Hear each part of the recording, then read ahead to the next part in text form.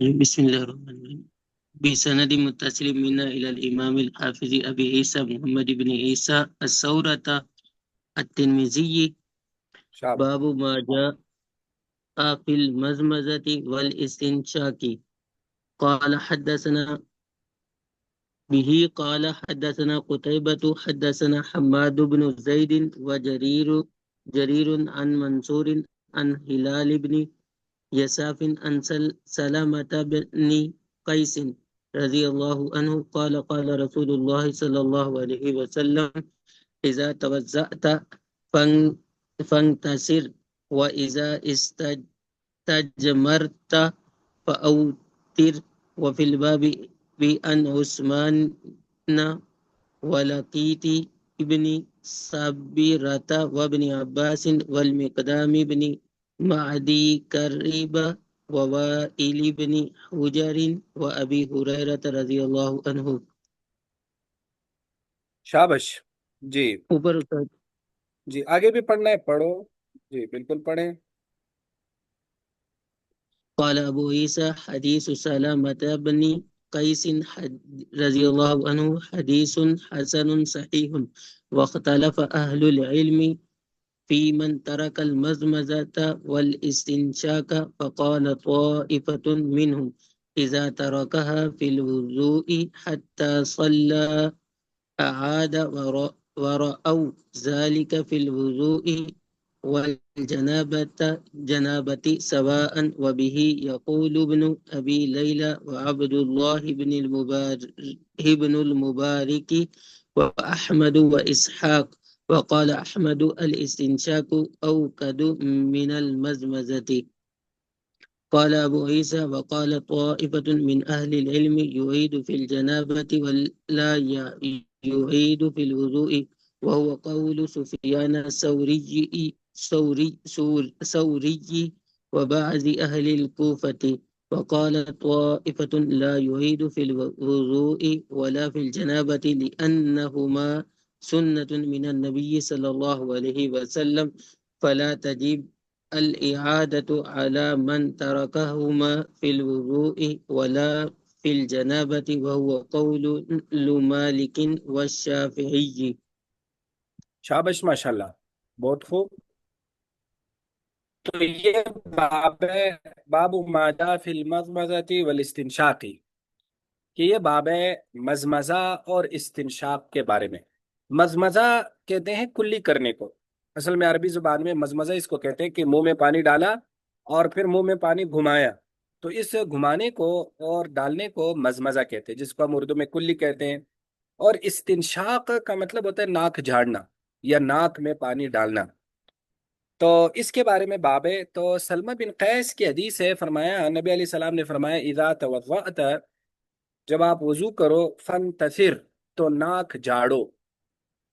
وَإِذَا اسْتَجْمَرْتَ، جب آپ استنجا کرو، فَأَوْتِرْ، تو طاق عدد اختیار کرو، یعنی طاق عدد کے پتھر یا ڈھیلے لیا کرو. وفی الباب، اور اس موضوع میں حضرت عثمان اور لقیط بن صبیرہ، ابن عباس، مقدام بن مادی کرب، وائل بن حجر اور حضرت ابو ہریرہ کی حدیث ہے. اب امام ترمذی کہتے ہیں کہ حدیث سلمۃ بن قیس حدیث حسن صحیح، یہ حدیث حسن صحیح ہے. اب مزمزہ اور استنشاق، یعنی اس کا حکم بتا رہے کہ اس کا حکم کیا ہے. تو فرمایا وختلف اہل العلم، اہل علم کا اختلاف ہے، فی من، اس آدمی کے بارے میں، ترک المزمزہ والاستنشاق، جو کلی اور ناک میں پانی ڈالنے کو چھوڑ دے. فقالت طائفۃ منہم، تو اہل علم کا ایک گروہ یہ کہتا ہے اذا ترکہما فی الوضو، جب وضو میں ان دونوں کو چھوڑ دے، حتی صلی، یہاں تک کہ نماز پڑھ لی، اعاد، تو دوبارہ نماز پڑھے گا. یعنی وضو میں مزمزہ اور استنشاق فرض ہے، ضروری ہے. ورأوا ذالک، اور انہوں نے اس کو دیکھا ہے، فی الوضوء والجنابۃ سواء، وضو اور جنابت میں برابر طور پر، کہ جیسے غسل میں کلی کرنا اور ناک میں پانی ڈالنا جھاڑنا یہ فرض ہے، تو وضو میں بھی فرض ہے. وہ بھی یقول ابن ابی لیلہ، اب یہ مذہب کس کا ہے؟ ابن ابی لیلہ کا ہے، عبداللہ بن مبارک کا ہے، امام احمد کا ہے، اور اسحاق بن راہوے کا ہے. ہاں، وقال احمد، احمد یہ کہتے ہیں الاستنشاق اوکد من المزمزہ، استنشاق میں مزمزہ سے زیادہ تاکید ہے، یعنی ناک جھاڑنا زیادہ ضروری ہے وضو میں بنسبت کس کے؟ بنسبت مزمزہ کے۔ قال ابو عیسیٰ، یہ تو پہلا مذہب ہو گیا۔ امام ترمذی کہتے ہیں وقال طائفۃ من اہل العلم، اہل علم کا ایک گروہ یہ کہتا ہے کہ یعید فی الجنابہ، جنابت میں تو وہ نماز لوٹائے گا، ولا یعید فی الوضو، وضو میں نہیں لوٹائے گا۔ وہ ہے کہ جنابت میں یعنی غسل جنابت میں یہ ضروری ہے مزمزہ اور استنشاق، لہٰذا اگر بغیر مزمزہ اور استنشاق کے غسل کیا اور نماز پڑھی تو نماز نہیں ہوئی، نماز دوبارہ پڑھے گا۔ ولا یعید فی الوضو، لیکن وضو میں نہیں لوٹائے گا، یعنی وضو میں مزمزہ اور استنشاق ضروری نہیں ہے، یعنی فرض نہیں ہے، واجب نہیں ہے۔ یقین کا قول ہے وہ قول سفیان الثوری و بعض اہل الکوفہ، یہ سفیان ثوری اور اہل کوفہ یعنی تقریباً احناف کا مذہب ہے۔ اور تیسرا مذہب وقال طائفۃ، اور کچھ گروہ نے کہا لا یعید فی الوضو، نہ تو وضو میں لوٹائے گا، ولا فی الجنابہ، نہ جنابت، یعنی ان کے نزدیک نہ وضو میں یہ فرض ہے نہ جنابت میں، یعنی غسل جنابت میں، لأنہما سنت من النبی صلی اللہ علیہ وسلم، کیونکہ یہ نبی علیہ السلام کی سنت ہے، فلا تجب الاعادہ، تو لہٰذا نماز لوٹانا واجب نہیں ہے، علی من، اس آدمی پر، ترکہما، جو ان دونوں کو چھوڑ دے، فی الوضو ہی، وضو میں، ولا فی الجنابہ، نہ جنابت کی صورت میں واجب ہے۔ وہ قول مالک و شافعی، وہ امام مالک اور امام شافعی کا قول ہے۔ دیکھو مزمزہ اور استنشاق کے حوالے سے بنیادی طور پر چار مذاہب ہیں۔ پہلا مذہب جو ظواہر کا ہے اور اسحاق بن راوے کا یا ابن ابی لیلہ کا ہے، ان کے نزدیک مزمزہ اور استنشاق دونوں غسل میں بھی فرض ہے، وضو میں بھی فرض ہے، نمبر ایک۔ دوسرا مذہب جس کی طرف ہے امام ترمذی نے اشارہ کیا وقال احمد سے، امام احمد بن حنبل کا ایک قول یہ ہے کہ جو استنشاق ہے وہ غسل اور وضو دونوں میں فرض ہے، مزمزہ سنت ہے، یعنی وہ استنشاق کو ضروری قرار دیتے ہیں، مزمزے کو سنت قرار دیتے ہیں، فرض نہیں قرار دیتے۔ تیسرا مذہب احناف کا ہے جس کو امام ترمذی نے وبعض اہل الکوفہ سے بیان کیا، وبی یقول سفیان الثوری، جو مشہور مذہب ہے کہ وضو میں تو یہ سنت ہے لیکن غسل میں یہ فرض ہے، ضروری ہے۔ اور چوتھا مذہب امام مالک اور امام شافعی کا ہے، ان کے نزدیک نہ وضو میں فرض ہے نہ جنابت میں، یعنی دونوں میں یہ مسنون ہے، ٹھیک ہے۔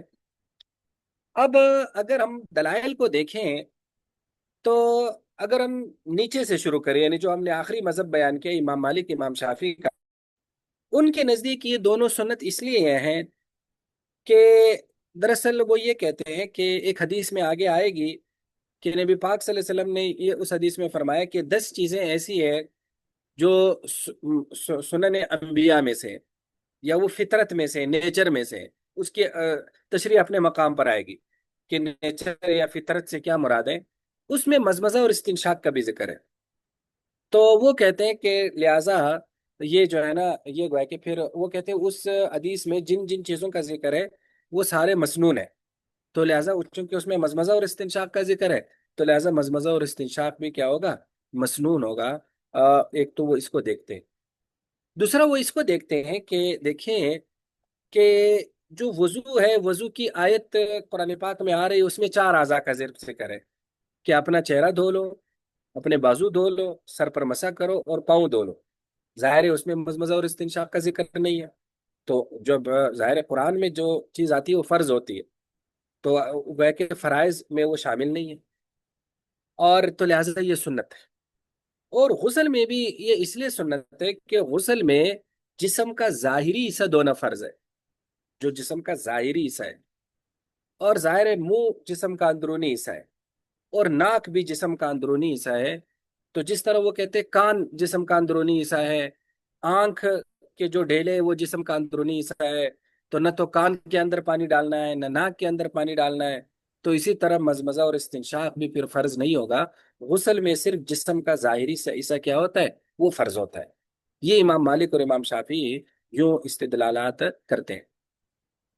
اس کے بعد اگر ہم اس گروہ کی طرف آ جائیں جو ظواہر وغیرہ کا ہے، جن کے نزدیک وضو اور جنابت میں یہ دونوں ضروری ہیں، وہ دراصل اس حدیث کو استدلال کرتے ہیں جو حدیث الباب ہے، جس میں کیا آ رہا ہے کہ جب تم وضو کرو تو فنتصر، تو ناک جاڑو، تو وہ کہتے ہیں جب انتصار استنشاق کے بارے میں امر آ گیا، امر کہ یہ کام کرو، اور امر وجوب کے لیے آتا ہے، کسی کام کو واجب اور ضروری کرنے کے لیے آتا ہے، تو جب امر آ گیا استنشاق کے بارے میں تو مزمزہ بھی پھر اسی کی طرح ہو گیا تو لہٰذا جب استنشاق فرض ہو گیا وضو میں تو مزمزہ بھی پھر فرض ہو گیا، اور جب وضو میں فرض ہو گیا جو ادنا طہارت ہے، تو جو اعلیٰ طہارت ہے غسل، اس میں تو بدرجہ اولا فرض ہوگا۔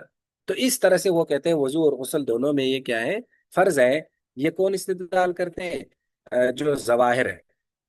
جبکہ امام احمد بھی اسی حدیث سے استدلال کرتے ہیں، لیکن وہ یہ کہتے ہیں کہ اس حدیث میں چونکہ صرف استنشاق کا ذکر ہے نا، اور مزمزے کا ذکر نہیں ہے، تو لہٰذا استنشاق تو ضروری ہوگا، اور مزمزہ جو ہے وہ صرف سنت ہوگا، وہ گویا کہ فرض نہیں ہوگا۔ اب آپ آ جائیں احناف کا مذہب، کہ احناف وہ وضو اور غسل میں فرق کرتے ہیں۔ دیکھو، وضو میں فرض نہیں ہے، اس کی دلیل تو بڑے واضح ہے کہ قرآن پاک میں جہاں فرائض وضو کا ذکر ہے اس میں مزمزہ اور استنشاق کا ذکر نہیں ہے۔ اس میں چہرے کا ذکر ہے، بازوؤں کا ذکر ہے، سر کے مسح کا ذکر ہے، اور پاؤں کا ذکر ہے۔ تو لہٰذا اگر یہ مزمزہ اور استنشاق فرض ہوتے تو قرآن پاک اس کو ضرور وضو کے طریقے میں یا وضو کے اعضاء میں اس کو ذکر کرتا۔ تو لہٰذا یہ چار چیزیں تو وضو میں فرض ہیں، باقی جتنی چیزیں وضو میں ہم ڈالیں گے وہ یا تو مسنون ہوں گی یا واجب ہوں گی۔ واجب تقریباً وضو میں کوئی نہیں ہے، یا مستحب ہوں گی یا آداب ہوں گے، جیسے دائیں عضو سے دھونا، یا آگے آئے گا 3 3 بار اعضاء کو دھونا، یہ جیسے پیچھے آیا کہ تسمیہ پڑھنا۔ تو یہ جتنی بھی اضافی چیزیں ہیں تو احناف ان سب کو سنن اور مستحبات کی کیٹیگری میں ڈالتے ہیں۔ تو یہ تو وضو میں فرض نہ ہونے کی دلیل ہو گئی۔ اب رہ گیا جو غسل ہے، غسل میں کیوں فرض ہے؟ تو احناف کہتے ہیں غسل میں فرض یہ ہے کہ قرآن پاک میں کیا فرمایا غسل کے بارے میں، کہ وَإِن كُنتُمْ جُنُوبًا فَطَّهَّرُوا، کہ اگر تم جنبی ہو تو تم خوب پاکی حاصل کرو۔ فَطَّهَّرُوا کا مطلب ہوتا ہے مبالغے کے ساتھ جسم دھو لو، مبالغے یعنی بہت اہتمام کے ساتھ، بہت اضافے کے ساتھ پاکی حاصل کرو۔ اب احناف کہتے ہیں کہ اضافے یا مبالغے کے ساتھ پاکی حاصل کرنے کا کیا مطلب ہے؟ تو احناف کہتے ہیں کہ مبالغے کے ساتھ پاکی حاصل کرنے میں دو چیزیں شامل ہیں۔ ایک چیز یہ ہے کہ جو چیز اعضاء وضو میں نہیں دھوئے جاتے ہیں، وہ اصل میں نہیں، جو فتح ہارو ہے نا، یہ وضو کی تقابل کے طور پر کہا کہ وضو میں تو 4 اعضاء دھونے، لیکن غسل میں کہا خوب پاکی حاصل کرو۔ تو احناف یہ کہتے ہیں کہ خوب پاکی حاصل کرنے میں دو باتیں دراصل شامل ہیں۔ ایک بات یہ ہے کہ جو اعضاء وضو میں نہیں دھوئے جاتے ہیں وہ اعضاء غسل میں دھوئے جائیں۔ چنانچہ وضو میں صرف 4 اعضاء دھوئے جاتے ہیں تو غسل میں پورا بدن دھویا جائے گا، تو وضو پر پاکی زیادہ ہو گئی نا، طہارت زیادہ ہو گئی۔ ایک تو اضافہ اس طرح سے اس میں آ گیا۔ دوسرا احناف کہتے ہیں اضافہ اس طرح سے آئے گا کہ جو اعضاء یا جو کام وضو میں مسنون ہے پاکی کے حوالے سے، وہ کام ہم غسل میں فرض کر دیں گے۔ تو ظاہر ہے سنت اور فرض کا تو فرق ہے نا، کیونکہ سنت تو کبھی کبھی چھوڑا بھی جاتا ہے، فرض تو کوئی نہیں چھوڑتا۔ تو گویا کہ فرض لازمی ہو گیا تو اس میں زیادہ پاکی ہے، زیادہ تاکید ہے۔ تو جو اعضاء وضو میں سنت ہیں، جو کام پاکی کے حوالے سے، وہ کام غسل میں فرض ہو جائیں گے۔ تو لہٰذا وضو میں مزمزہ اور استنشاق سنت ہے، تو لہٰذا اس میں کیا ہو جائے گا، غسل میں یہ دونوں کیا ہو جائیں گے، فرض ہو جائیں گے۔ ایک تو احناف فتح ہارو سے اس طرح سے استدلال کر۔ دوسرا احناف مزمزہ اور استنشاق کے واجب ہونے کی ایک دلیل یہ بھی دیتے ہیں کہ احادیث میں آتا ہے، آگے آئے گا غسل کی احادیث ہے کہ پورا بدن دھونا ہے، بدن کی جس جس جگہ تک پانی پہنچانا ممکن ہے، پاسبل ہے، اس کو دھونا ہے۔ اب پورے بدن کا مطلب ہے جو بدن کا بھی ظاہری حصہ ہے اس کو دھونا ہے۔ اب احناف یہ کہتے ہیں کہ یہ جو منہ ہے اور جو ناک ہے یہ بھی بدن کا ظاہری حصہ ہے، یہ اندرونی حصہ نہیں ہے۔ کیوں؟ یہ اندرونی حصہ کیوں نہیں ہے، ظاہری حصہ کیوں ہے؟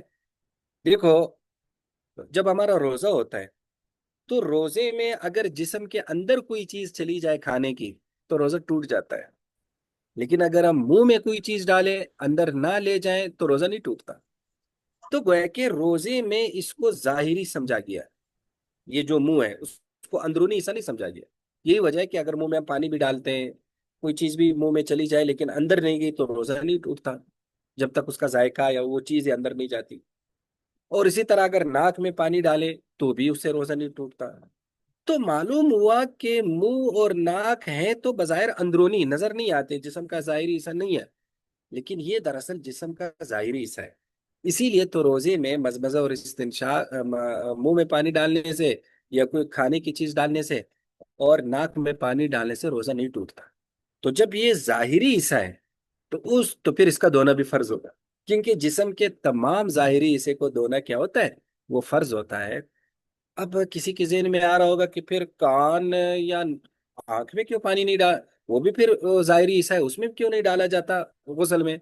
تو اس کا آنا جواب یہ دیتے ہیں کہ دیکھو، جن جن اعضاء میں پانی ڈالنے سے نقصان ہوتا ہے ان میں پھر پانی ڈالنا فرض نہیں ہوگا۔ اب ناک میں، کان میں، انڈرسٹوڈ بات ہے کہ اگر اس میں پانی ڈالیں گے تو کان ظاہر ہے خراب ہو جائے گا، کان کے اندر پانی ڈالنے سے اس میں نقصان ہوتا ہے۔ اسی طرح پانی، آنکھ کے اندر بھی پانی نہیں ڈال سکتے، تو چونکہ ان میں بامشقت پانی اگر ڈالنا بھی ہے تو بامشقت ڈالیں گے اور نقصان ہوگا، تو اس لیے وہاں تو فرض نہیں ہوگا۔ لیکن منہ میں کلی کرنا یا ناک میں پانی ڈالنا یہ تو ایک صفائی کا حصہ بھی ہے، اسی لیے وضو میں تو یہ مسنون ہے، اور اس میں پانی ڈالنے میں کوئی نقصان بھی نہیں ہوتا، تو اور یہ جسم کا ظاہری حصہ بھی ہے، تو اس اعتبار سے غسل میں یہ دونوں فرض ہے، لیکن وضو میں یہ دونوں کیا ہوں گے؟ مسنون ہوں گے۔ آپ لوگوں کو کیا لگتا ہے کن کا مذہب زیادہ راجح معلوم ہوتا ہے؟ آپ لوگوں کا کیا اس پورے بحث سے آپ لوگوں کو فیل ہو رہا ہے؟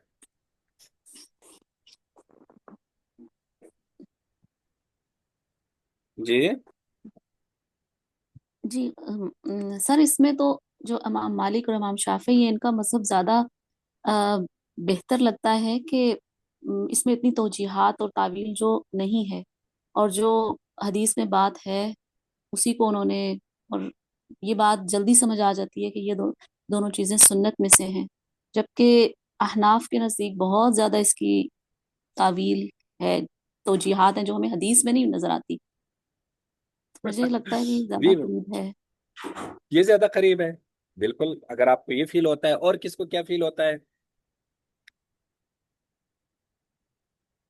ویسے میں اگر آپ مجھ سے پوچھیں تو میرے نزدیک احناف کا مذہب زیادہ قوی ہے، اس لیے کہ احناف نے غسل اور وضو میں جو ایک دقیق فرق کیا ہے نا، وہ فرق بہرحال دل دل کرتا بھی ہے نا، کہ اب وضو، غسل میں جب خوب پاکی کا حکم شریعت نے دیا ہے، تو یہ کیسے ہو سکتا ہے کہ ایک آدمی اپنا سارا بدن دھو لے لیکن منہ میں پانی نہ ڈالے؟ وہ اتنا جنبی ہو گیا، یعنی اس کو حدث اکبر لائق ہو گیا، بڑی ناپاکی لائق ہو گئی، اور بڑی ناپاکی میں شریعت نے کہا کہ بھائی جسم کو اچھی طرح سے دھونا ہے، کوئی بال کے برابر حصہ بھی خشک نہیں رہنا۔ تو اب وہ باقی جسم تو دھو لیتا ہے لیکن منہ کو ٹچ نہیں کرتا اور ناک کو بھی ٹچ نہیں کرتا، تو وہ اس آدمی کے بنسبت زیادہ پاک، کم پاک ہو گیا بنسبت اس آدمی کے جو مزمزہ اور استنشاق دونوں کرے۔ آپ کیا کہتے ہیں، ایسا ہے یا نہیں؟ جی ہے ایسا۔ ایسا ہے نا، تو اس لیے عیسائی احناف ویسے اس بنیاد پر اسے فرض قرار دیتے ہیں۔ جی عیسائی میں عرض کر رہا تھا، ویسے بھی جو ہے نا یہ ایک نظافت ہے کہ انسان کا دل کرتا ہے کلی وغیرہ کرنا اور ناک جھاڑنا، یہ کہ فطری سی چیز ہے نا ویسے بھی، تو اسی لیے احناف کا مذہب جو ہے وہ زیادہ اس چیز کے قریب ہے، فطرت کے بھی اور انسانی مزاج کے بھی۔ شاباش، آپ نے اسی سے مجھے ایک چیز یاد دلائی، جو ایک احناف کی ایک اور بھی بڑی مضبوط دلیل ہے کہ یہ فرض کیوں ہے۔ دیکھو، وضو کی حالت میں ہم قرآن پاک پڑھ سکتے ہیں زبانی نا، لیکن جنابت کی حالت میں قرآن پاک زبانی نہیں پڑھ سکتے۔ تو احناف کہتے ہیں کہ جنبی قرآن پاک زبانی کیوں نہیں پڑھ سکتا؟ کیونکہ اس کا منہ بھی ناپاک ہو گیا دراصل، اور وضو کی حالت میں اس کا منہ ناپاک نہیں ہے، اس لیے وہ قرآن پاک زبانی پڑھ سکتا ہے لیکن ہاتھ نہیں لگا سکتا کیونکہ ہاتھ ناپاک۔ تو اس لیے وضو میں یہ فرض نہیں ہے اور غسل میں یہ فرض ہے، کیونکہ غسل میں شریعت کہتی ہے آپ زبان سے بھی قرآن پاک نہیں پڑھ سکتے۔ تو اگر وہ جنابت والی ناپاکی زبان میں نہ گئی ہوتی تو شریعت پھر اسے منع کیوں کرتی؟ تو اسے، جس میں جنبی کے لیے قرآن پاک کو ناجائز قرار دیا گیا، آناف اس سے بھی استدلال کرتا۔ میرے خیال میں یہ بھی کافی مضبوط دلیل ہے نا۔ یہ متفقن علیہ مسئلہ ہے کہ جنبی جو ہے تلاوت نہیں کر سکتا، یہ صرف احناف تقریباً کا ہی ہے۔ یہ تقریباً متفق علیہ مسئلہ ہے، آگے آئے گا۔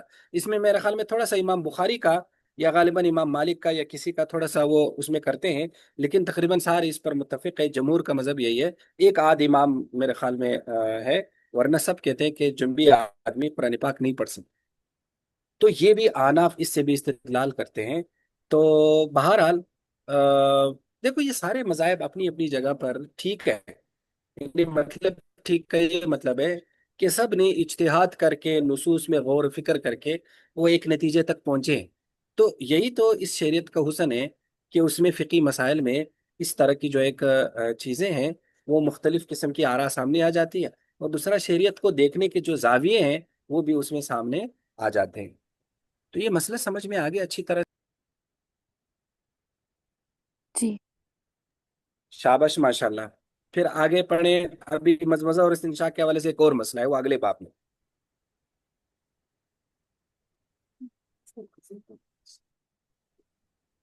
باب المزمزة والاستنشاق من كف واحد به سند قال حدثنا يحيى بن موسى قال حدثنا إبراهيم بن موسى قال حدثنا خالد عن عمرو بن يحيى عن أبيه عن عبد الله بن زيد قال رأيت النبي صلى الله عليه وسلم مزمز واستنشق من كف واحد فعل ذلك ثلاثا وفي الباب عن عبد الله بن عباس رضي الله عنهما.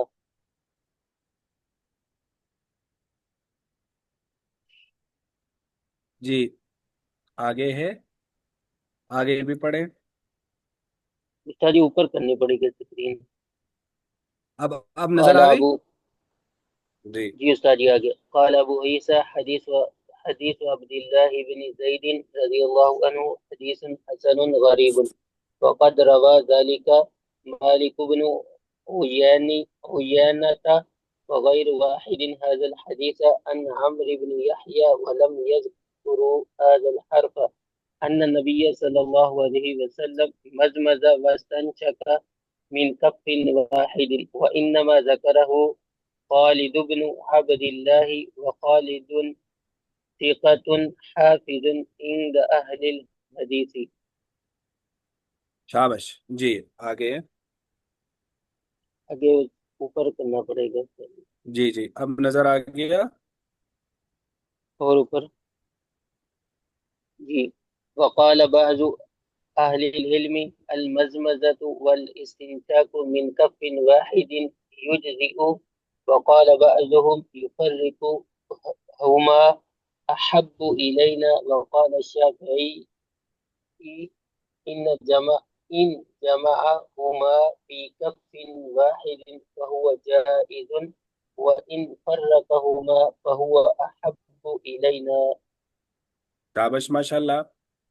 دیکھو یہ باب المزمزتی والاستنشاق من کف واحد، کہ کلی اور ناک میں پانی ڈالنا من کف واحد، ایک ہتھیلی سے، ایک ہاتھ سے۔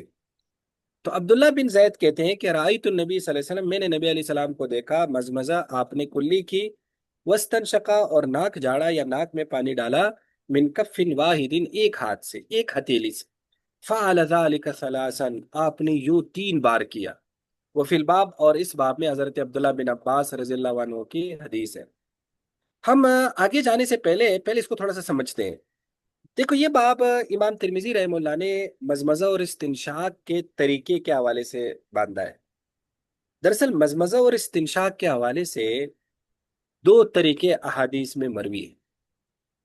ایک طریقہ یہ ہے کہ ہتھیلی میں پانی ڈالا، تھوڑے سے پانی سے مزمزہ کیا، اور جو پانی بچ گیا اسی سے استنشاق کیا، یعنی ایک ہتھیلی میں جو پانی ڈالا ہے اسی آدھے سے مزمزہ کیا، اور جو تھوڑا بچا دیا، اور اسی جو بچا دیا اسی سے استنشاق کیا، یعنی مزمزہ اور استنشاق کو ملا لیا، دونوں کو اکٹھے کیا۔ اس کو کہتے ہیں وصل۔ وصل کا مطلب ہوتا ہے ملانا، ٹھیک ہے۔ ایک طریقہ وہ ہے جو ہم کرتے ہیں کہ بھائی جو چلو میں پانی لیا ہے اس سے صرف مزمزہ کرنا ہے، استنشاق نہیں کرنا۔ استنشاق کے لیے الگ چلو میں پانی لینا ہے، اس کو کہتے ہیں فصل، ٹھیک ہے۔ تو کیا مزمزہ اور استنشاق میں وصل ہے یا فصل؟ یہ فقہا کیا اختلافی مسئلہ ہے۔ امام شافی رحمہ اللہ کے ہاں مزمزہ اور استنشاق میں وصل ہے، ان دونوں کو جوڑنا ہے۔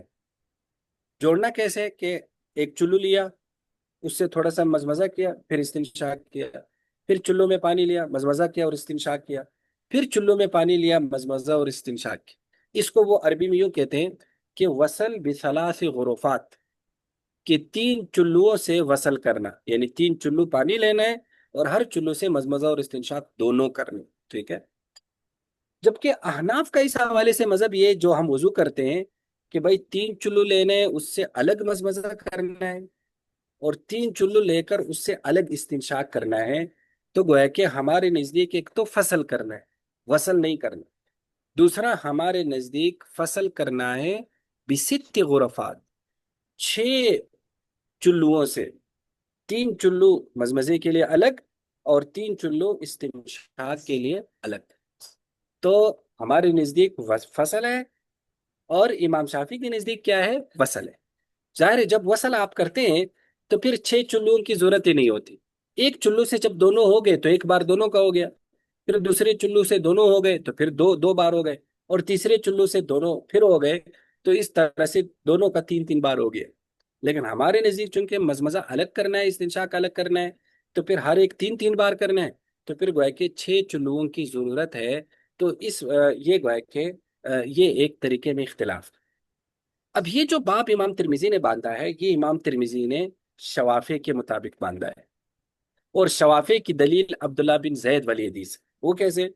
عبداللہ بن زید کہتے کہ میں نے نبی علیہ السلام کو مزمزہ اور استنشاق کرتے دیکھا، من کف واحد، ایک ہتھیلی سے کر رہے تھے، فعل ذلك ثلاثا، آپ نے ایک ہتھیلی سے 3 بار کیا، 3 بار کیا، تو ایک ہتھیلی سے وصل ثابت ہو گیا نا، اور 3 بار سے، وہ 3 بار جو شوافع کہتے ہیں، تو اس لیے وہ اس حدیث کو بنیاد بناتے ہیں کہ وصل کرنا ہے، کیونکہ وصل کے لیے لفظ کیا ہے؟ من کف واحد، اور دوسرا 3 بار کرنا ہے، تو اس طرح سے وہ اس کو دیکھتے ہیں۔ لیکن احناف جو فصل کا کہتے ہیں، تو احناف کی دلیل آگے حدیثیں آئیں گی، جن احادیث میں وضو کا تفصیلی طریقہ رائج ہے نا، اس میں دراصل الفاظ یوں ہیں کہ آپ علیہ السلام نے کا طریقہ یوں منقول ہے کہ مزمز ثلاثا واستنشق ثلاثا ثم مزمز ثلاثا ثم استنشق ثلاثا۔ کہ جن صحابہ نے آپ علیہ السلام کی وضو کا طریقہ نقل کیا ہے، آگے آئیں گے حدیثیں، تو اس میں یہ ہے کہ آپ علیہ السلام نے پھر 3 بار مزمزہ کیا، پھر 3 بار استنشاق کیا، ہر ایک کے لیے الگ الگ 3 بار کا لفظ ہے۔ اور جو صحابہ کرام نے وضو کا طریقہ عملاً کر کے دکھایا ہے، اس میں بھی مزمزے کو الگ کیا گیا ہے اور استنشاق کو الگ کیا گیا ہے، وہ ابو داؤد وغیرہ میں وہ حدیثیں بھی آتی ہیں۔ تو احناف دراصل ان حدیثوں کو بنیاد بناتے ہیں جو تفصیلی وضو کی حدیثیں۔ اب رہ گئی یہ حدیث، تو اس حدیث میں ایک اعتراض تو خود امام ترمذی نے نقل کیا ہے کہ یہ جو من کف واحد کے الفاظ ہے، یہ کچھ راویوں نے نقل نہیں کیا، آگے امام ترمذی اس کا جواب دیں گے۔ تو ایک تو یہ جو من کف واحد کے الفاظ ہے، یہ بعض طرق میں ہے ہی نہیں، ٹھیک ہے، نمبر 1۔ دوسرا احناف کہتے ہیں کہ اگر من کف واحد کے الفاظ ہو بھی، تو من کف واحد کا مطلب یہ نہیں ہے جو شوافع کہتے ہیں کہ ایک ہتھیلی سے دونوں کی ہے، بلکہ اس کا مطلب ہے کہ مزمزہ اور استنشاق ایک ہتھیلی سے کیا، 2 ہتھیلیوں سے نہیں کیا، یعنی وہ ایک ہتھیلی 2 سے نفی ہے، چونکہ باقی اعضاء ہم 2 ہتھیلیوں سے تقریباً دھوتے ہیں، جیسے چہرہ ہم 2 ہتھیلیوں سے دیتے ہیں، کچھ اعضاء ایک ہتھیلی سے دھوتے ہیں، تو اس میں مزمزہ اور استنشاق کا یہ بتا رہے کہ آپ علیہ السلام نے ایک ہتھیلی سے کیے، دونوں سے اکٹھے نہیں کیے، یعنی ایسا نہیں کیا کہ دونوں چلوؤں میں پانی لیا اور اس سے مزمزہ کیا جیسے ہم پانی پیتے ہیں، اور دونوں چلوؤں میں پانی لیا اس سے استنشاق کیا، نہیں، آپ نے ایک ہتھیلی استعمال کیا مزمزہ اور استنشاق کے لیے، ٹھیک ہے۔ ایک تو ہم یہ جواب دیتے ہیں، یا دوسرا جواب ایک اور بھی بعض احناف نے دیا ہے کہ من کف واحد، ایک ہتھیلی سے کیے، اس کا مطلب یہ ہے کہ دونوں کے لیے ایک جیسا ہاتھ استعمال کیا، ایسا نہیں کیا کہ مزمزہ کے لیے مثلا دائیں ہاتھ استعمال کیا، استنشاق کے لیے بائیں ہاتھ استعمال، ایک ہتھیلی سے دونوں کیے، یعنی ایک ہتھیلی سے دونوں کا مطلب ہے کہ سیم ہاتھ سے کیے، سیم ہینڈ سے، جس ہینڈ سے مزمزہ کیا اسی ہینڈ سے استنشاق کیا۔ یہ دراصل بتانا اس لیے ضروری ہے کہ یہ جو مزمزہ ہے اس میں تو کوئی گندگی وغیرہ نہیں ہوتی، بس منہ میں پانی ڈالنا ہے. لیکن استنشاق کا مسئلہ ہے کہ اس میں ناک میں گندگی ہوتی ہے.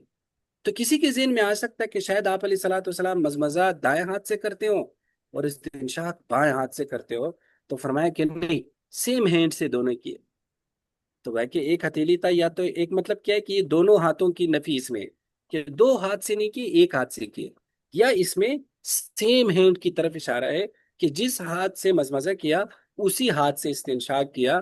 تو اگر ہم یہ دو مطلب مراد لیں تو ان دو مطلب کی بنیاد پر پھر غسل والا معنی نہیں بنتا، کیونکہ ایک ہاتھ سے تو ہم بھی کرتے ہیں، ٹھیک ہے، دو ہاتھوں سے نہیں کرتے، تو حدیث ہمارے بھی مطابق ہے.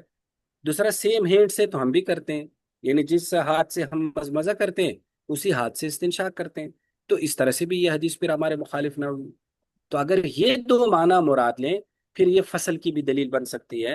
اور اگر امام شافی والا معنی مراد لیں کہ ایک ہتھیلی سے کرنے کا مطلب ہے کہ ایک جس ہتھیلی میں پانی ڈالا ہے اسی ہتھیلی سے مزمزہ بھی کیا اور اسی ہتھیلی سے استنشاق بھی کیا، تو یہ والا مطلب بن سکتا ہے، ایسا نہیں کہ بن نہیں سکتا. لیکن دو چونکہ اور مطلب بھی بن سکتے ہیں، تو اس لیے ہم باقی احادیث کی بنیاد پر باقی دو مطالب کی طرف گئے ہیں اور یہ والا مطلب ہم نے مراد نہیں لیا. اب دونوں کا استدلال اور جواب سمجھ میں آ گیا. استاد جی. جی جی جی جی پوچھیں. استاد جی، ہم دائیں ہاتھ سے یعنی مزمزہ کرتے ہیں، اور استنشاق سے مراد اگر ناک کا جھاڑنا ہے تو وہ تو بائیں ہاتھ سے کیا جاتا ہے، لیکن ناک میں جو پانی ڈالا جاتا ہے وہ اسی دائیں ہاتھ سے ہی ڈالا جاتا ہے. تو یہ کیسا ہے، اس کی وضاحت ہاں شاباش، بہت تھوڑی اچھا. سی فرما دیں. جی بالکل. دو استنصار بائیں ہاتھ سے کیا جاتا ہے. دیکھو دو لفظ آتے ہیں، ایک استنشاق کا مطلب ہے، ایک استنصار کا لفظ ہے. دونوں میں عموماً فرق یہ، بعض اس کو مترادف سمجھتے ہیں، بعض فرق یہ کرتے ہیں کہ استنصار کا مطلب ہے ناک کے اندر سے کوئی چیز نکالنا، جس کو ہم ناک جھاڑنا کہتے ہیں، اور استنشاق کا مطلب ہوتا ہے ناک کے اندر کوئی چیز کھینچنا. ٹھیک ہے. تو گویا کہ استنشاق ناک کے اندر پانی ڈالنے کو کہتے ہیں اور استنصار ناک سے اس پانی کو نکالنے کا نام. تو استنصار تو بائیں ہاتھ سے کرنا ہے، وہ تو ویسے بھی بائیں ہاتھ سے کرنا ہے. اگر ناک کے اندر پانی نہ بھی ڈالا، ناک کے اندر کے مواد کو باہر نکالنا ہے، وہ تو وضو کے بغیر بھی کیا جاتا ہے. ٹھیک ہے. تو وہ تو بائیں ہاتھ سے کرنا ہے. لیکن یہاں بات استنشاق کی ہو رہی کہ جو اندر پانی ڈالنا ہے، تو استنشاق دائیں ہاتھ سے کر. اب بات سمجھ میں آ گئی یا نہیں آئی؟ جی استاد. اور کون پوچھ رہا تھا؟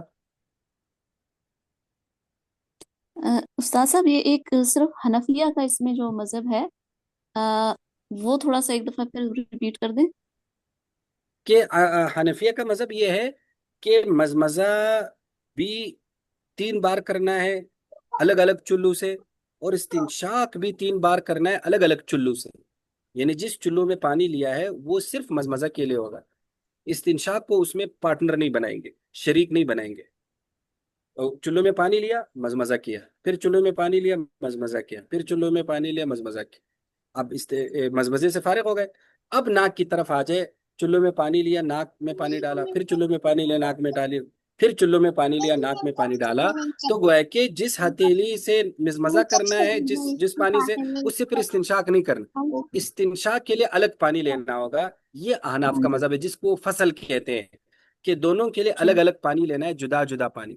لیکن شوافے کہتے ہیں وصل کرنا ہے، دونوں کو سیم ایک پانی سے کرنا ہے. جس پانی سے مزمزہ کیا جاتا ہے اسی میں تھوڑا سا پانی بچا کر اس سے استنشاق. اب فرق سمجھ میں آ جی گیا یا جی نہیں آیا؟ جی جزاک. شاباش. اب اس میں ایک اور سوال ہے امام کہ ترمذی. عام طور پر جی جی جو کریں. مزمزہ ہے کہ اس کی لمٹ کیا ہے؟ کیونکہ وضو کے لیے الگ اور غسل کے لیے الگ، پھر رمضان میں الگ. جس طرح عوام میں ایک بحث ہے کہ اگر وہ غسل کرنا ہے رمضان میں تو اس کے لیے پھر وہاں تک پانی ڈالنا ہے، آخری وہ ہڈی تک پہنچانا ہے. مصنون طریقہ یہاں تک کیا لمٹ ہے اس کی؟ دیکھو اس میں یہ ہے کہ دراصل غسل میں چونکہ مبالغہ کرنا ہے نا، تو غسل میں مبالغہ یوں ہوگا کہ اس کے ساتھ غرارے بھی کرنے ہیں. اگر روزہ نہیں ہے، ٹھیک ہے، اس میں غرارے بھی کرنے، کیونکہ جہاں تک پانی پہنچانا پاسبل ہے غسل میں وہاں تک پانی پہنچائیں گے، اور گلے تک پانی پہنچانا پاسبل ہے جس کو ہم غرارے کہتے ہیں.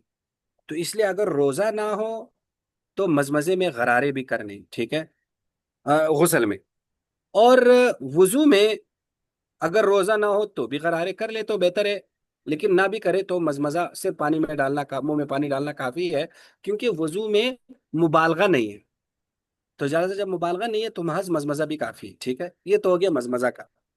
رہ گیا استنشاق، تو استنشاق میں چاہے غسل ہو یا وضو ہو یا روزہ ہو یا نہ ہو، دونوں صورتوں میں جو ناک کی نرم ہڈی ہے، جہاں سے پھر ناک کی نا وہ ایک ہمارے ناک کا ایک حصہ یہ ہوتا ہے جس کو ہم چپکا سکتے ہیں، ٹھیک ہے، پھر اس کے آگے ہڈی شروع ہوتی ہے جس کو ہم دبا نہیں سکتے، ہڈی ہوتی ہے، تو جو ناک کا نرم، جس کو ناک کا بانسا بھی کہتے ہیں، تو جو ناک کی نرم ہڈی ہے تو وہاں تک پانی پہنچانا ہے، اس سے آگے جہاں سے وہ ہڈی شروع ہوتی ہے سخت ہڈی، وہاں تک پہنچانا ضروری نہیں۔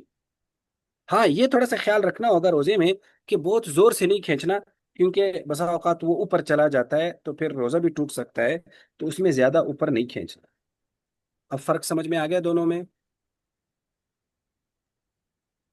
جی استاد جی، جزاک اللہ خیر۔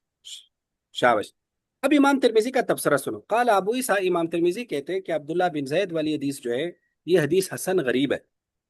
وقد روا مالک، دیکھو غریب اسی لیے کیا کہ اس میں ایک لفظ کا اضافہ ہے، وہ غربت کا مطلب ہے کہ اجنبیت، اس میں جب سند میں کوئی راوی اجنبی آ جاتا ہے یا متن میں حدیث کے ورڈز میں کوئی لفظ اضافی آ جاتا ہے جو باقی طرق میں نہیں ہوتا، تو اس میں امام ترمذی اس کو غریب کہتے ہیں کہ اس میں غرابت آ گئی، اجنبیت آ گئی، انفرادیت آ گئی۔ تو وقت روا مالک، اب وہ اس کو دیکھتے ہیں کہ کیسے غرابت ہے، کہتے ہیں امام مالک نے، ابن عیینہ نے، وغیر واحد اور دیگر محدثین نے اس حدیث کو نقل کیا ہے عن عمرو بن یحییٰ، عمرو بن یحییٰ سے، ولم یذکروا هذا الحرف، انہوں نے یہ لفظ ذکر ہی نہیں کیا۔ کون سا لفظ؟ من کف واحد کا لفظ، کہ ان نبی صلی اللہ علیہ وسلم مزمز واستنشق من کف واحد، یعنی کف واحد کے الفاظ نہیں۔ پھر یہ لفظ کس نے اضافہ کیا؟ امام ترمذی کہتے ہیں وانما ذکروا خالد بن عبداللہ، خالد بن عبداللہ جو حدیث کے راوی ہے صرف انہوں نے اضافہ کیا ہے۔ اگر آپ تھوڑا سا حدیث کی سند میں دیکھیں تو اوپر آپ دیکھیں ابن یحییٰ کے جو شاگرد ہیں خالد، خالد ہے، عمر بن یحییٰ کے شاگرد کیا ہے؟ خالد۔ تو عمر بن یحییٰ کے باقی شاگرد یہ من کف واحد کے الفاظ ذکر نہیں کرتے، یہ لفظ صرف خالد ذکر کرتا ہے جس کا پورا نام ہے خالد بن عبداللہ۔ ہاں امام ترمذی کہتے ہیں وخالد ثقۃ حافظ عند اہل الحدیث، خالد چونکہ معتمد راوی ہے، حافظ حدیث ہے، یعنی حدیثیں اچھی طرح سے اسے یاد ہے محدثین کیا، تو اس لیے ہم خالد کے اس اضافے کو لے سکتے ہیں۔ تو کوئی بات نہیں، لے لیں، لیکن مطلب تو ظاہر ہے، وہ تو مطلب اس میں نے بتا دیا کہ 3 قسم کے مطالب بنتے ہیں، تو 2 مطالب پھر بھی احناف کے مطابق اس میں بن جاتے ہیں۔ اب امام ترمذی اس میں مذاہب بتا رہے کہ وقال بعض اہل العلم، بعض اہل علم کہتے ہیں کہ المزمزہ والاستنشاق، مزمزہ اور استنشاق ایک ہتھیلی سے کرنا یعنی وصل کرنا، یجزئ، یہ جائز ہے۔ وقال بعض کہتے ہیں یفرقہما، ان دونوں کو الگ الگ کرنا، احب الینا، یہ ہمیں زیادہ محبوب ہے، زیادہ پسندیدہ ہے۔ وقال شافعی، امام شافعی فرماتے ہیں ان جمعہما، اگر اکٹھا کر دیا فی کف واحد، ایک ہتھیلی میں، تو وہ بھی جائز ہے۔ وہ ان فرقہما، اگر الگ الگ کر دیا تو وہ ہمیں زیادہ پسندیدہ ہے۔ دیکھو امام شافعی کا انہوں نے یہ مذہب بیان کیا کہ پسندیدہ پھر بھی فصل ہے، لیکن وصل بھی جائز ہے، ٹھیک ہے، تو ہمارے نزدیک بھی اصل مسنون فصل ہی ہے، وصل ہم بھی اس کو ناجائز نہیں کہتے، تو ہمارے نزدیک بھی وصل جائز ہے۔ دیکھو اگر کسی جگہ پانی تھوڑا ہے یا کسی کو جلدی ہے تو وہ وصل بھی کر سکتا ہے، ویسے وصل میں آسانی بہت ہوتی ہے، بس پانی لیا اسی پانی سے مزمزہ اور استنشاق دونوں کی ہے، تو وہ کہ اگر کسی جگہ پانی تھوڑا ہے یا جلدی ہے تو وصل ہمارے یہاں بھی ایسا نہیں ہے کہ ناجائز ہے، کیونکہ بہرحال احادیث میں اس کی طرف اشارے ملتے ہیں اور احادیث میں بھی، لیکن چونکہ تفصیلی احادیث میں فصل والا طریقہ ہے اور فصل والے طریقے میں نظافت بھی زیادہ ہے نا، جب وہ پورا پانی صرف منہ میں ڈالیں گے اور پورا پانی صرف ناک میں ڈالیں گے تو اس میں ذرا زیادہ نظافت ہے، اس لیے ہم فصل کو زیادہ ترجیح دیتے ہیں۔ جی آگے پڑھے۔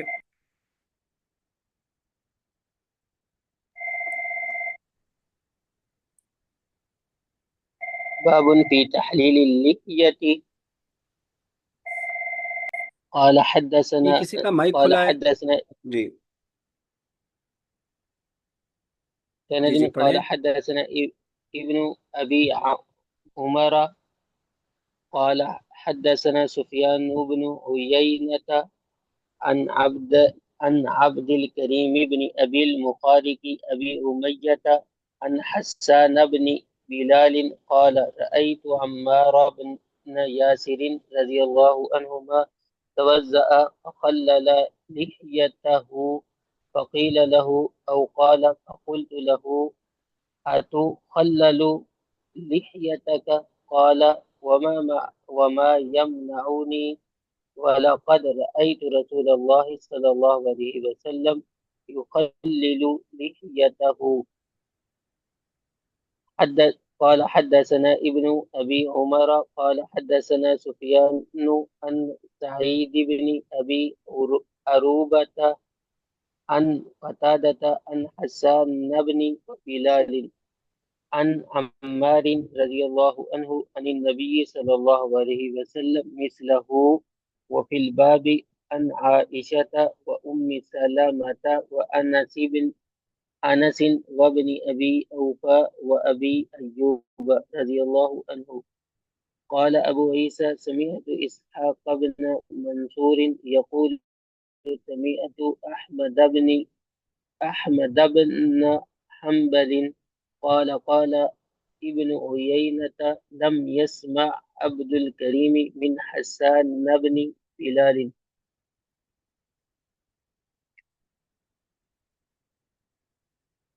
ثاني بن بلال حدیث التحلیلی اوپر جی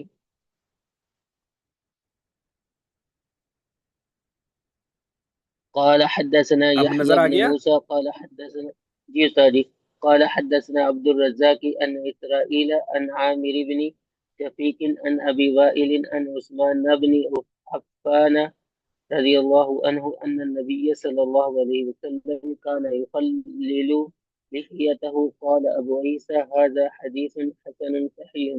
وقال محمد بن إسماعيل أصح شيء في هذا الباب حديث عامر بن شفيق عن أبي وائل عن عثمان رضي الله عنه. وقال بهذا أكثر أهل العلم من أصحاب النبي صلى الله عليه وسلم ومن بعدهم رأوا تحليل لحيتي وبه يقول الشافعي. وقال أحمد إن سهى عن التحليل فهو جائز. وقال إسحاق إن تركه ناسيا أو متأولا أجزأه وإن تركه عامدا أعاده.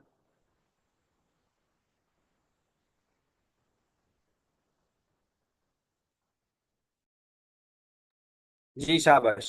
بابن فی تخلیل اللحیہ، یہ باب داڑھی کے خلال کرنے کے بارے میں. حسان بن بلال کہتے ہیں رأیت عمار بن یاسر، میں نے حضرت عمار بن یاسر رضی اللہ تعالیٰ عنہ کو دیکھا، توضا انہوں نے وضو کیا، فخلل لحیتہ اور پھر اپنی داڑھی کا خلال کیا، فقیل لو تو ان سے کہا گیا، او قال یا کسی نے کہا، فقلت لو تو میں نے انہیں کہا، اتخلل لحیتک کیا آپ داڑھی کا خلال بھی کرتے ہیں؟ قال وما یمنعنی انہوں نے کہا کون سی چیز مجھے روک رہی ہے؟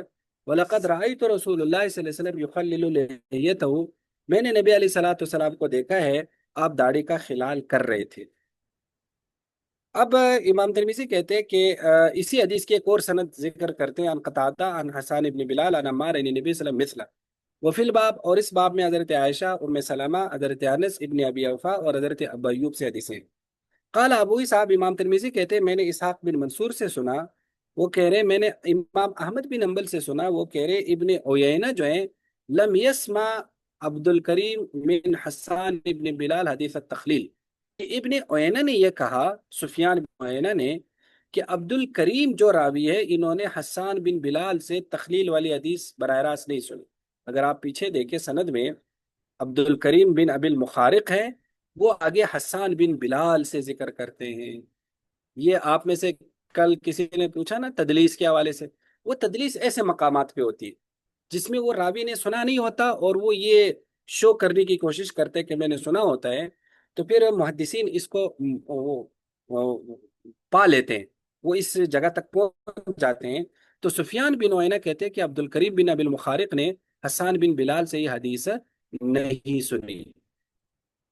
اور دوسری حدیث جو ہے وہ حضرت عثمان بن عفان کی ہے، فرماتے ہیں کہ نبی علیہ السلام کان یخلل لحیتہ داڑھی کا خلال کرتے تھے. قال ابو عیسیٰ امام ترمذی کہتے ہیں حاذا حدیث حسن صحیح۔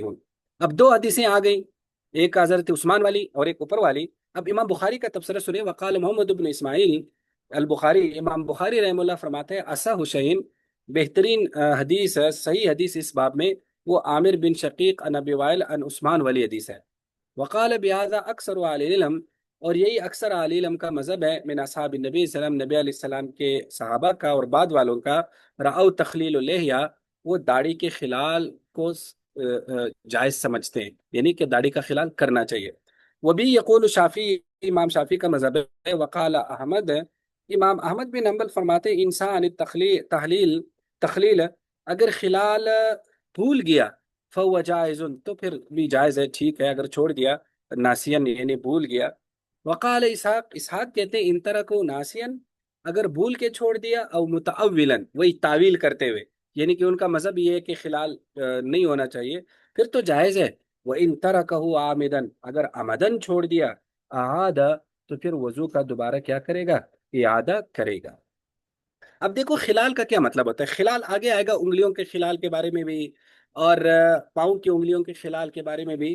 خلال کا مطلب ہوتا ہے تر ہاتھ پھیرنا، تو وہ کہ خلال کا مطلب یہ ہوگا کہ داڑھی میں تر ہاتھ پھیرنا۔ تو خلال پر تقریباً سارے ائمہ متفق ہے کہ خلال کرنا چاہیے، لیکن احناف اس حوالے سے تھوڑی سی تفصیل یہ کرتے ہیں۔ احناف یہ کہتے ہیں کہ دیکھو اگر داڑھی ہلکی ہے، ہلکی کا مطلب ہے داڑھی کے بال اتنے تھوڑے ہیں کہ اندر سے چہرے کے کھال نظر آ رہی ہے، چہرے کی کھال، تو جو چہرے کی حدود ہے، یعنی جو ٹھوڑی تک چہرے کی حدود ہے، تو جو ٹھوڑی تک جو داڑھی ہوگی اور وہاں سے کھال نظر آ رہی ہے، تو پھر اس کھال کو دھونا ضروری ہے، اس کھال تک پانی پہنچانا ضروری ہے، کیونکہ چہرہ نظر آ رہا ہے وہاں تک پانی پہنچا سکتے۔ اور اگر داڑھی گھنی ہے تو پھر ایسی صورت میں پھر کیا ہوگا؟ پھر داڑھی کا خلال ہوگا، جو تو چہرے کی حدود پر ہے یا اس چہرے کی حدود سے آگے بھی ہے، تو اس میں بھی پھر صرف خلال ہوگا، یعنی تر ہاتھ پھیریں گے۔ پھر خلال کا ایک طریقہ یوں بھی ہو سکتا ہے کہ نیچے گلے کی جانب سے خلال کرے، گلے کی جانب سے مراد یہ کہ ہاتھ تر کر دیا اور گلے کی جانب سے جو داڑھی ہے تو وہاں سے تر ہاتھ کرتے کرتے باہر نکال دیا۔ اور ایک طریقہ یہ بھی ہو سکتا ہے کہ اوپر سے کرے خلال، کہ ٹھوڑی سے کرتے کرتے نیچے لے جائیں گلے کی جانب، تو دونوں طریقے بھی ہو سکتے ہیں، سائڈوں کا بھی اسی طرح دونوں طریقوں سے خلال کر سکتے ہیں۔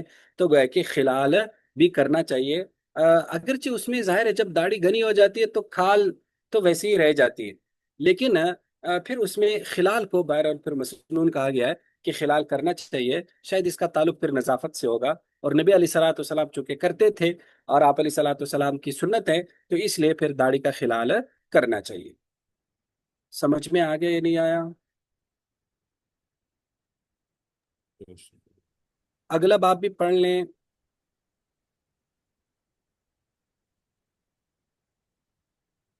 یہ ساتھ جو بھی ٹائم ہے، جی جی باب پڑھو۔ ما جاء في مسح الرأس أنه يبدأ بمقدم الرأس إلى مؤخره به بسند. قال حدثنا إسحاق بن موسى الأنصاري قال حدثنا معن قال حدثنا مالك بن أنس عن عمرو بن يحيى عن أبيه عن عبد الله بن زيد رضي الله عنه أن رسول الله صلى الله عليه وسلم مسح رأسه بيديه فأقبل بهما وأدبر، بدأ بمقدم رأسه ثم ذهب بهما إلى قفاه ثم ردهما حتى رجع إلى المكان الذي بدأ منه ثم غسل رجليه. وفي الباب عن معاوية والمقدام بن معدي كرب وعائشة رضي الله عنه. قال أبو عيسى حديث عبد الله بن زيد رضي الله عنه أصح شيء في هذا الباب وأحسن، وبه يقول الشافعي وأحمد وإسحاق۔ شابش ماشاءاللہ۔ یہ باب ہے باب ما جاء فی مسح الرأس، یہ باب ہے سر کے مسح کے بارے میں، انہ یبدأ، کہ مسح شروع کیا جائے گا بمقدم الرأس، سر کے اگلے حصے سے، الی مؤخرہ، پیچھے حصے کی طرف، پچھلے حصے کی طرف، یعنی جب سر کا مسح کرنا ہے تو اگلے حصے سے شروع کر ہاتھ پچھلے حصے کی طرف پھیریں گے، یوں سر کا مسح کریں گے۔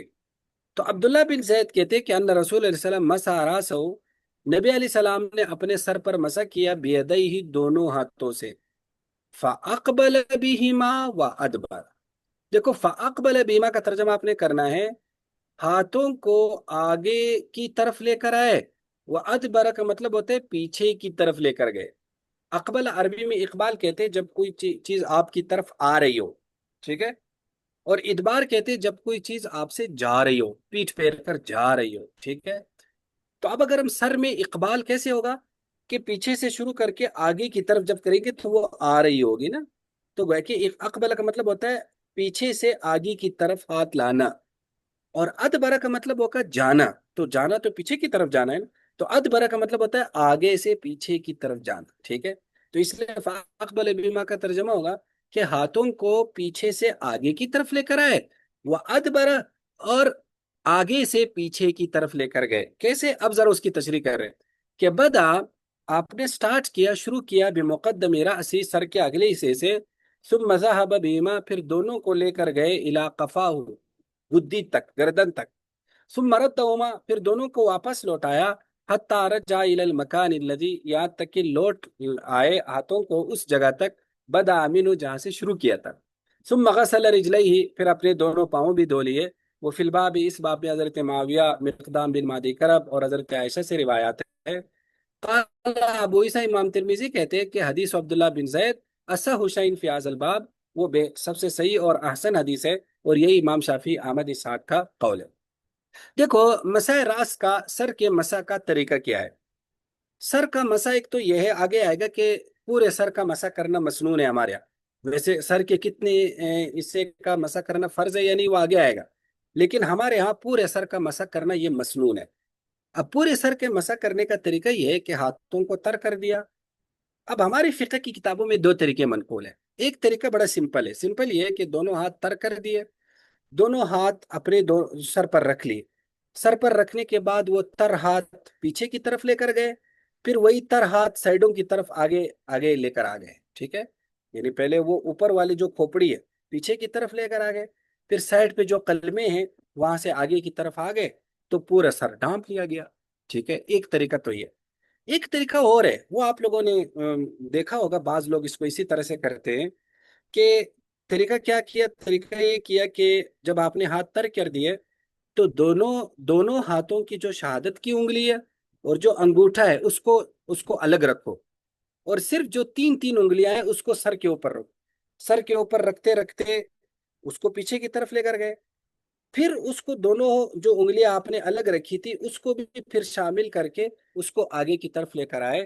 اس میں گویا کہ وہ جو کھوپڑی کا مسح کرنا ہے اس میں دونوں انگوٹھے اور جو دونوں شہادت کی انگلیاں اسے یوز نہیں کرتے، صرف تین تین انگلیاں یوز کر لیتے ہیں، پھر جب آگے کی طرف لاتے ہیں تو اس میں بھی دونوں یہ انگلیاں بھی ساتھ ملا لیتے ہیں۔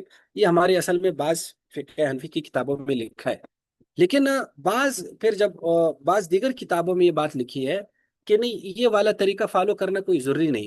دراصل یہ والا طریقہ اس لیے بعض فقہاء نے اس کو کیا ہے کہ وہ یہ کہتے ہیں کہ جب آپ نے ایک مرتبہ ہاتھ کھوپڑی پر پھیر دیا تو آپ نے تو ہاتھ یوز کر لیا، یوز کرنے کے بعد اسے دوبارہ سائڈوں پر کیسے یوز کر رہے ہیں؟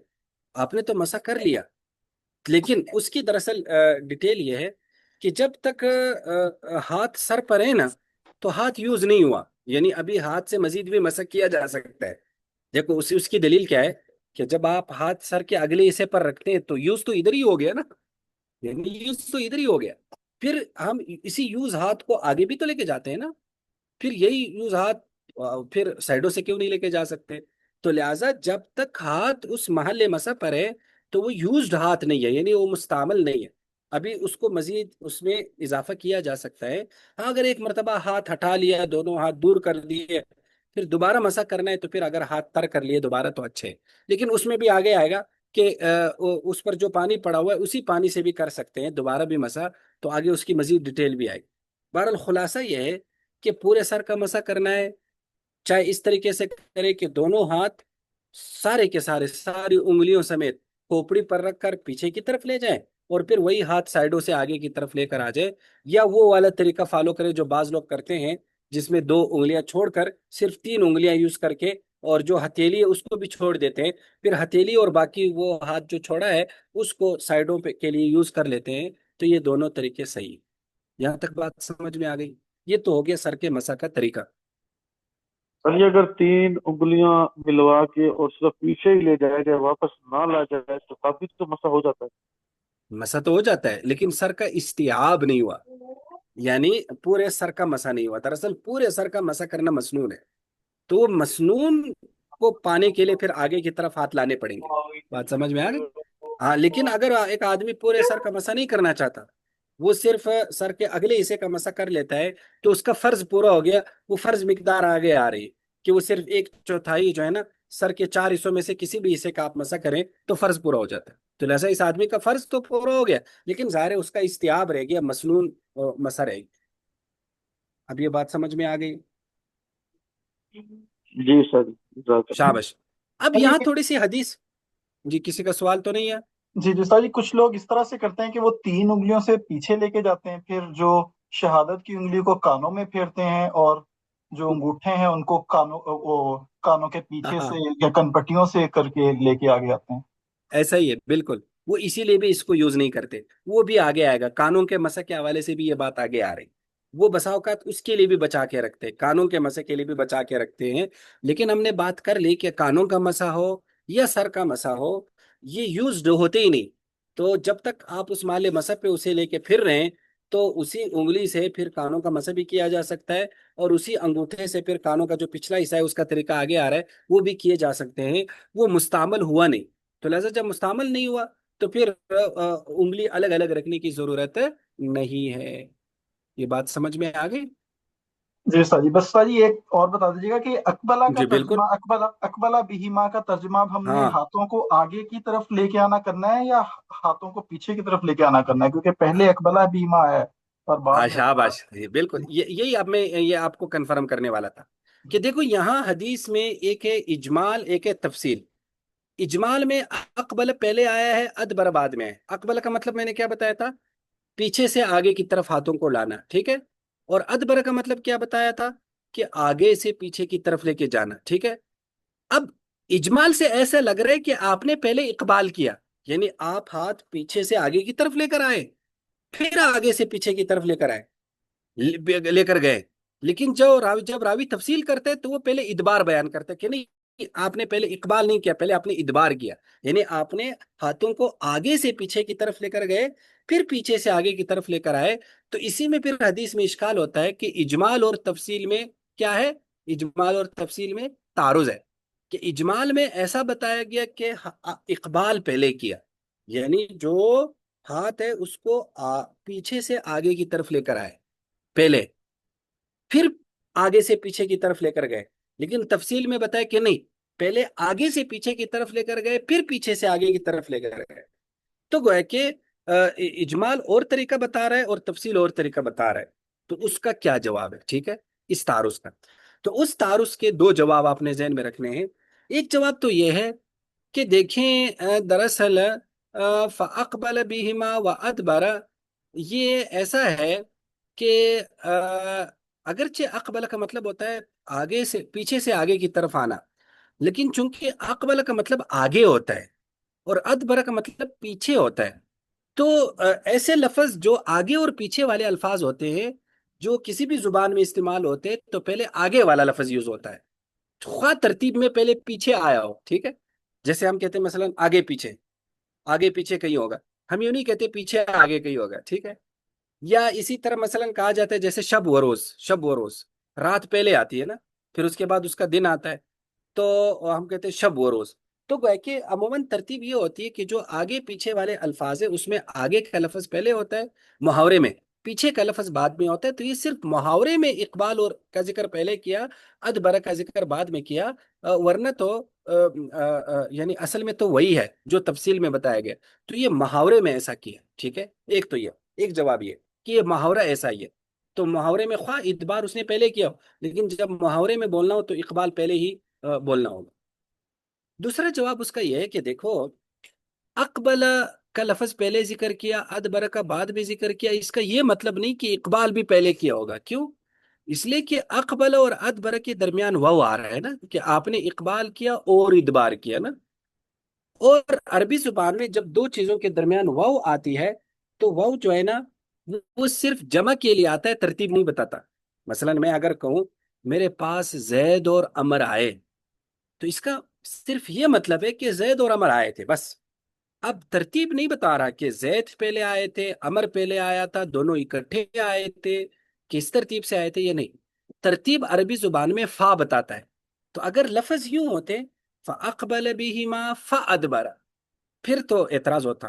تو یہاں راوی نے صرف دونوں کو اکٹھا ذکر کر دیا کہ اقبال اور ادبار کیا. باقی اقبال پہلے کیا یا ادبار پہلے کیا یہ اس جملے میں ہے ہی نہیں. اس جملے میں صرف دونوں کا ذکر ہے. تفصیل اصل میں وہاں آگے بتا دیا کہ کون پہلے ہے. یہ بات سمجھ میں آ رہی یا نہیں آئی؟ جی سر جی آگے سمجھ. اب سمجھ میں آ گیا. تو جی یہ بالکل. ان کو کیوں آواز نہیں جا رہی؟ پتہ نہیں ان کا نیٹ خراب ہے یا سب کو نہیں جا رہی. جی سر ہمیں تو ہمیں بالکل آ کلیئر رہی آ رہی ہے، آواز. سب کی آواز کلیئر آ رہی ہے. بہت اچھی کلیئر ہے آواز. جی جی شابش. تو یہ گویا کہ یہ آپ نے ذہن میں رکھنا ہے کہ اس میں ایک تو محاورے کے اعتبار سے پہلے ذکر کیا، دوسرا کیا ہے کہ یہاں اقبال کے پہلے ذکر کرنے کا قطعاً یہ مطلب نہیں ہے کہ اقبال والا کام بھی پہلے کیا ہوگا، کیونکہ اقبال اور ادبار کے درمیان واو آ رہی ہے، اور وہ صرف دو کام جب ہو رہے ہوتے تو ان دونوں کو صرف جمع کرتا ہے کہ یہ دو کام ہو گئے. وہ بتاتا نہیں ہے کہ یہ دونوں کام ترتیب سے ہوئے ہیں، دونوں اکٹھے ہو گئے ہیں، کس ترتیب سے ہوئے، وہ واو کا کام ہی نہیں ہے. تو لہٰذا اس میں تو صرف دونوں کام بتائے ہیں، یہ بتایا ہی نہیں کہ اقبال پہلے یا ادبار. تو اس لیے تفصیل میں اگر اعتبار پہلے آ بھی گیا تو یہ اس اجمال کے خلاف ہی نہیں. تو یہ اعتراض اور اس کا جواب آپ نے ذہن میں رکھنا ہے. یہ اتنا کافی آج. ایکسکیوز می سر، میرے جی ذہن میں جی یہ بات آ رہی پوچھے. تھی کہ اگر وہ اقبال پہلے کر لیا جائے تو بال تھوڑے وہ آگے کی طرف آ جاتے ہیں، اس کے بعد ادبار کریں تو وہ بال سیٹ ہو جاتے ہیں. اس میں یہ بھی تو نہیں کہ بات نہیں آپ کی بات ٹھیک ہے، لیکن ظاہر ہے اگر اقبال ادبار بعد میں کریں گے بھی تو بھی پھر بال تو خراب تو ہو جانے ہیں نا، یا نہیں خراب ہونے. دیکھو اگر ہاتھ کوئی آدمی پیچھے سے آگے کی طرف پہلے لے کر آ جائے، پھر جب آگے کی طرف لے کے جانا ہوگا پھر بھی تو اوپر والے حصے پر لے کے جانا ہوگا نا. یا آپ یہ کہتے کہ نہیں پھر پورے سر کا دوبارہ پیچھے کی طرف لے جائے، ٹھیک ہے. یعنی یہ بھی ایک طریقہ ہو سکتا ہے. یعنی سر کے نا استیاب کی دراصل کافی سارے طریقے منقول ہیں. ایک طریقہ یہ بھی ہے جس کی طرف آپ نے اشارہ کیا، وہ طریقہ یہ ہے کہ اگر کسی کے ہاتھ بڑے ہوں اور عموماً انسان کے ہاتھوں کا سائز اور سر کا سائز میچنگ کرتا ہے، تو اس کا طریقہ یہ کہ پورے سر پر ہاتھ رکھے، پورے سر پر ہاتھ رکھ کر بس پیچھے کی طرف ہی لے جائے، ٹھیک ہے، سر پر بسا ہو گیا. لیکن یہ والا طریقہ ذرا مسنون ہے کہ اس میں دو شفٹوں میں کرنے. پہلے کھوپڑی کا کرنا ہے، یعنی آگے سے بال ہاتھ پیچھے کی طرف لے کے جانا ہے، پھر سائڈوں کا کرنا ہے، اس میں پیچھے سے آگے کی طرف لے کے آنا ہے. تو وہ مسنون طریقہ ہے. لیکن اگر آدمی نے استیاب یعنی پورے سر کا مسا کسی اور طریقے سے بھی حاصل کر لیا تو بھی استیاب ہو گیا، کوئی بات نہیں ہے. یہ سمجھ میں آ گیا یا نہیں آیا؟ جی سر ٹھیک. اور جی کسی کا سر کوئی یہ سوال تو نہیں ہے؟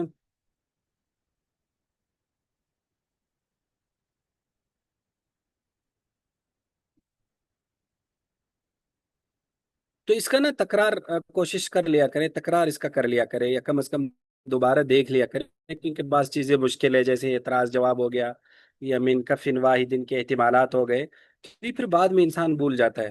تو کم از کم کوشش کرے اس کو اگلا ہفتہ یا اگلا سبق آنے سے پہلے پہلے ایک مرتبہ ضرور اس کو دورا لیا کرو، یا ایسے نوٹس بنا لیا کرو کہ ان نوٹس کو دیکھنے سے بھی تازہ ہو جائیں، تاکہ یہ پھر ظاہر ہے گھنٹہ 1.5 گھنٹہ آپ دے رہے ہیں تو پھر ضائع ہو جائے گا نا، جب بھول جائے گا یا یاد نہیں رہے گا تو پھر اتنا فائدہ نہیں ہوتا. جی ٹھیک ہے سر. چلے جی ٹھیک ہے. السلام علیکم ورحمۃ اللہ. وعلیکم وعلیکم وعلیکم السلام السلام. ورحمۃ السلام اللہ ورحمۃ اللہ. وبرکاتہ.